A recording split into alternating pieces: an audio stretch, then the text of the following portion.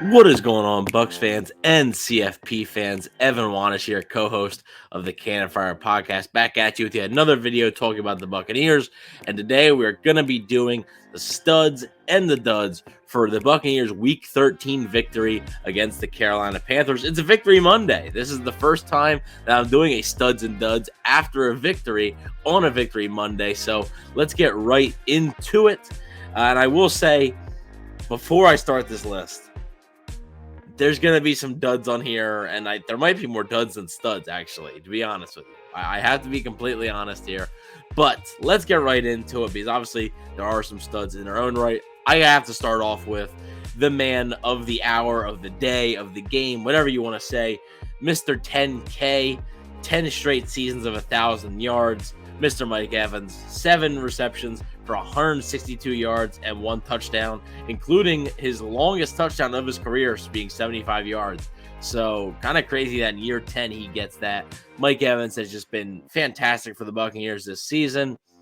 Probably going to have to pay him. I don't know if he's going to get the same exact contract that he was seeking in the summer, but he will get a handsome deal, and rightfully so. Mike Evans has earned every penny of that. He's shown no signs of slowing down. So for the Buccaneers, this is an elite wide receiver, their best offensive player in Buccaneers history. They just can't let him walk. And he was dominant on Sunday against the Panthers.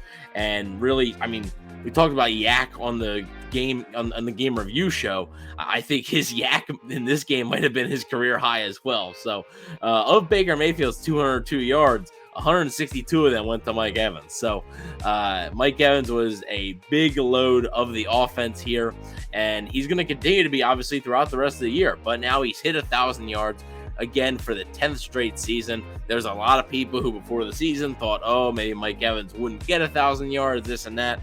No issue for Mike Evans. He gets it with 5 games remaining, so is on pace to really have a nice year for himself. So Mike Evans is a stud on this list. Another stud is Antoine Winfield, who came up with an interception, also had a sack. So the interception came on a 4th and 1, where the Buccaneers were looking to stop the Panthers. I mean, the Panthers could have won the game right there, could have scored a touchdown to take the lead. Instead, Antoine Winfield steps in front of Bryce Young pass that was intended for Adam Thielen, picks it off, and that caps off his nice day. Had 8 total tackles, 2 assists, 1 sack, and 1 interception. So just continues to be a fantastic player for the Buccaneers, arguably their best player on defense so far this season. I would say, honestly, probably is their best player on defense so far this year, and is becoming one of the best, if not the best safety in the NFL. So Antoine Winfield, another guy who is going to be paid this offseason, but rightfully so, and deserves every dollar that he's going to get. Going to do a stud to J.J. Russell. Now, J.J. Russell stepped up because he wasn't really expected to play as big of a role as he did. Now, was he expected to start? Yes, because the Buccaneers were without 3 linebackers, Devin White, Levante Davis, Rossier Dennis. They were without those linebackers, so it was supposed to be KJ Britt and JJ Russell as the 2 starters. Well, pretty early in the game, KJ Britt went down and did not return. So KJ Britt had the green dot, which meant he was calling the plays, he was doing the communication. That assignment went to J.J. Russell then, and J.J. Russell stepped up tremendously. He had 7 total tackles, 1 assist, and 1 sack. So a really nice game for J.J. Russell, filling in some tough spots there. I know it was against the Panthers, but this is still the NFL, and you have a lot of responsibility as that little linebacker there, especially the one who has the green dot is going to be calling the plays and stuff. So J.J. Russell, shout out to him. He is a stud for this week as well. We have one more stud on our list, and that's Yaya Diaby. Now, this isn't the first time that he's shown up here. 6 total tackles, 3 assists, and another sack, bringing his total to 5 sacks on the season. I mean, what can you say more about this guy? He's just been really, really good for the Buccaneers, especially as of late. And it seems like each week he's getting better and better. So Yaya Diaby's a stud. It looks like he's a stud draft pick as well. And kudos to Jason Light for picking this guy up in the 3rd round out of Louisville. It is looking like a tremendous pick as Yaya Diaby continues to progress. Like I said, as the year goes on, he just seems to be getting better and better. So Yaya Diaby is a stud. Now we have to get to the duds, and there is a couple here. Our first dud is going to be Baker Mayfield. Now, the stat sheet isn't terrible for Baker Mayfield. Like, if you just look at the box score, it's not terrible. But if you watch the game, it was just not good. Not good stuff from Baker Mayfield. He is 14 of 29 for 202 yards, 1 touchdown, 1 interception, a passer rating of 68.5. I mentioned 202 yards earlier, right? Mike Evans had 162 of them yards. Mike Evans also had 7 catches. That's half of Baker Mayfield's completion total. So Baker Mayfield, if it wasn't thrown to Mike Evans, he was really struggling. And Mike Evans' 75-yard touchdown was basically all Mike Evans. And Baker Mayfield's interception, yeah, it was a duck. It was a bad throw. But at the same time, it did slip out of his hands. The elements were a factor. The weather was a factor for sure. I'm not going to say it was just, perfect conditions and he played poorly. But Baker Mayfield needs to be better. And that's now, I believe, 4 or 5 straight games with an interception for Baker Mayfield. And the turnovers are starting to become a trend and something that he really corrected and was really good at limiting early in the season. The first 6-7 weeks has really become an issue now. So hopefully he can get that corrected over the next 5 games as he's looking for a new contract in Tampa Bay as well. But Baker Mayfield thought he was inaccurate with some of his throws. He panicked in the pocket a few times. Just not a great game from Baker Mayfield there. So he'll want to rebound against the Atlanta Falcons this coming week. Another dud, and it's not necessarily all his fault, but another dud's going to be Chris Godwin. Had one or 2 targets the entire game as a receiver and dropped one of them. Wasn't the best throw, but still got to catch it.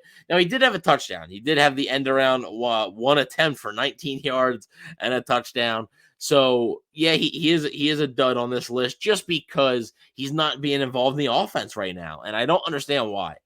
He's being paid a lot of money, and the offense just seems to run better when he's involved. When you get Mike Evans and Chris Godwin the ball and you get them touches, the offense seems to be flowing better. It seems to be moving the football. That was a big deal for the Buccaneers under Bruce Arians, under Byron Leftwich, to get Chris Godwin the football.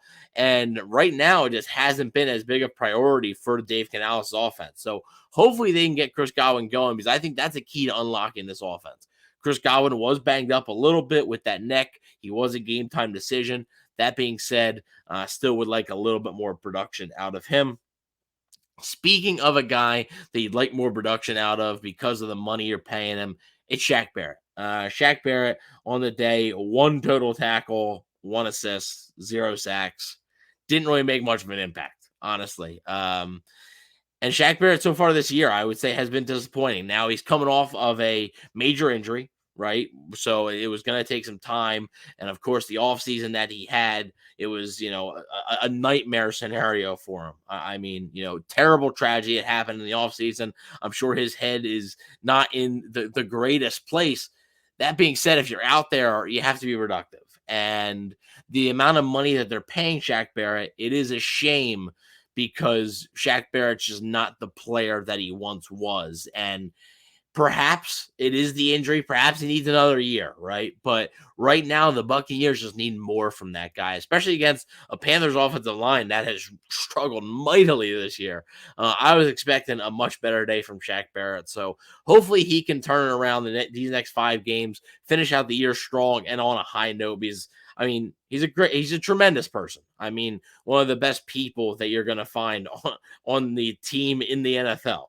But unfortunately right now the production is just not there. So Shaq Barrett is a dud this week, but let me know what you think about this list. Let me know if you have any studs or duds of your own that I didn't mention. I would love to hear them. If you haven't checked out our most recent pod, which was reviewing the game against the Carolina Panthers, we did that immediately following the game. Go check that out on Cannon Fire Podcast YouTube channel. You can also check out videos like this all week long on Cannon Fire Podcast YouTube channel. But with that being said, thank you all for watching. Goodbye for now, and go Bucs.